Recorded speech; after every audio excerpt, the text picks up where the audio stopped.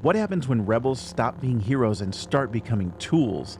Episode 5 of Andor Season 2 takes the growing paranoia and moral ambiguity of the rebellion and plunges it even deeper.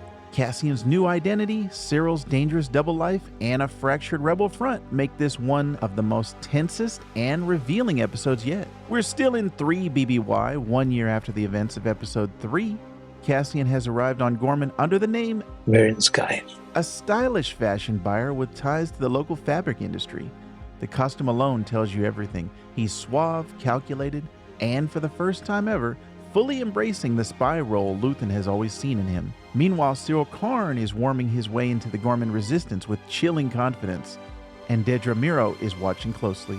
Syril's entire life is now a performance. He fakes awkward conversations with his mother so the Gormans, who are spying on him, think he's trustworthy. He feeds them what looks like leaked intel, delivery schedules for Imperial construction, and the rebels, desperate to believe, eat it up. The brilliance of this plotline is that it plays on our own hopes. For a moment, Syril almost seems like he might come around, but then he meets up with Dedra, and their cold, awkward chemistry reminds us he's not going rogue.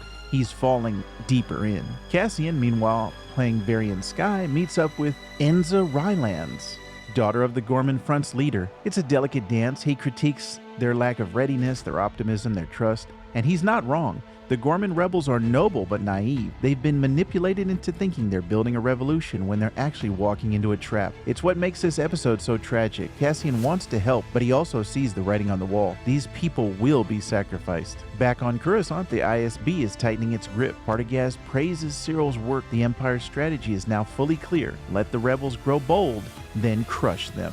But the episode asks, is the rebellion creating heroes or victims? Meanwhile, Luthen is drowning in information. Too many signals, too many moving parts. He sends Vel to Gorman to replace Cassian, but it's clear he still sees people as pieces on a board. He says he wants Bix strong, but he also ignores Cassian's plea to let her recover. Luthen is becoming what he hates, a tactician who justifies casualties in pursuit of victory.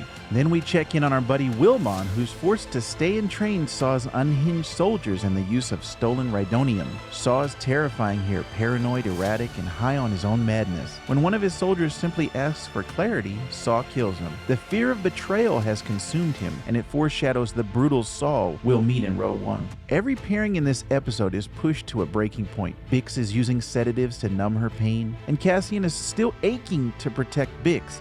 Begins to wonder if he's becoming the very thing he's fighting. Episode 5 doesn't offer easy answers. It asks, who do you become when you fight monsters too long? And when you blur the line between spy and saboteur, can you ever go back to being human? Drop your thoughts in the comments down below. Do you think Syril is too far gone? Is Cassian right to question the mission? And is Luthen building a rebellion or just setting the galaxy up to burn? If you found this breakdown insightful, make sure to like, subscribe, and hit the bell, because next episode, everything that's been brewing explodes. As always here on Trust in the Force, we would be honored if you would join us.